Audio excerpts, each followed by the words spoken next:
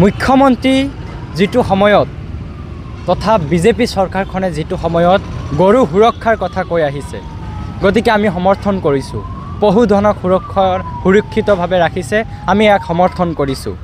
মুখ্যমন্ত্ৰী শূন্য সহনশীলতাৰ অসমত কোনে চলাইছে গৰুৰ সিন্ডিকেট?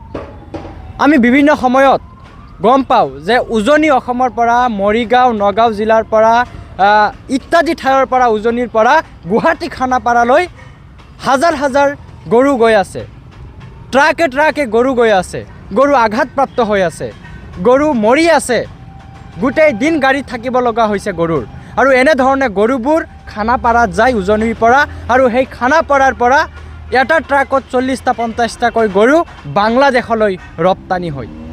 আচলতে কাৰ আশীৰ্বাদত আচলতে এনেধৰণৰ কাৰ্যকলাপবোৰ চলি আছে?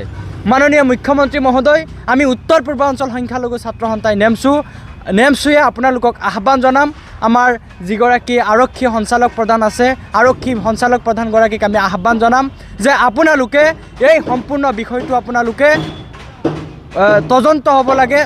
তদন্ত কৰি পেলাই ইয়াৰ আঁৰত কোন লুকাই আছে, আচলতে উক্ত যি ব্যক্তিসকল, যি গৰু মাবিয়াসকল জড়িত হৈ আছে, সেইসকলক আমি শাস্তি দিয়াৰ বাবে অনুৰোধ জনাইছোঁ। আমি নেমচুৱে এনেধৰণৰ কাৰ্যক, যি অসমৰ পশুধনবোৰ আছে, অসমৰ কোনো বস্তুৱে আমি যাতে বাহিৰত কোনেও লৈ যাব নোৱাৰে, ইয়াৰ গুৰুত্ব আমি দিছোঁ।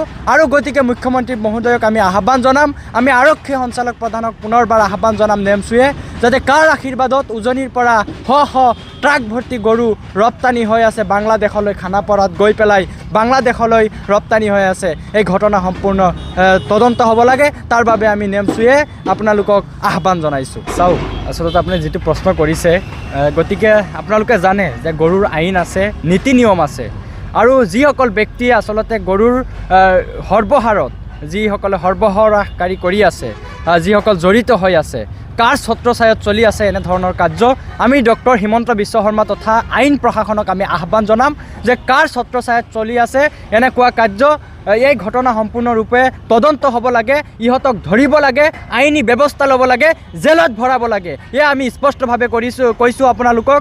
যদি এনেকুৱা আইন প্ৰশাসনে আচলতে এইবোৰ কাৰ্যকলাপৰ সৈতে বিৰত থাকে, অন্যথাই আমি নেমচুৱে আচলতে যিসমূহ উজনিৰ জিলা আছে আৰু যিসমূহ জিলাৰ পৰা গৰু ৰপ্তানি হৈ আছে অন্য ঠাইলৈ, আচলতে সেই জিলাৰ আমি জিলা অফিচ, আমি বিভিন্ন ঠাই আমি দল সংগঠনবোৰে ঘেৰাও কৰিবৰ কাৰণে বাধ্য হ'ম। এয়া আমাৰ স্পষ্ট কথা। আৰু আমি পুনৰবাৰ কৈছোঁ যে এইসমূহ সৰ্বহাৰাকাৰত যিসকল ব্যক্তি জড়িত হৈ আছে, যিসকল কাৰ আশীৰ্বাদত চলি আছে, আচলতে এই ব্যক্তিসকলক কৰায়ত্ব কৰাৰ বাবে এইসকলক আইন প্ৰশাসনে আওতাত আনিবৰ কাৰণে আমি আহ্বান জনাইছোঁ।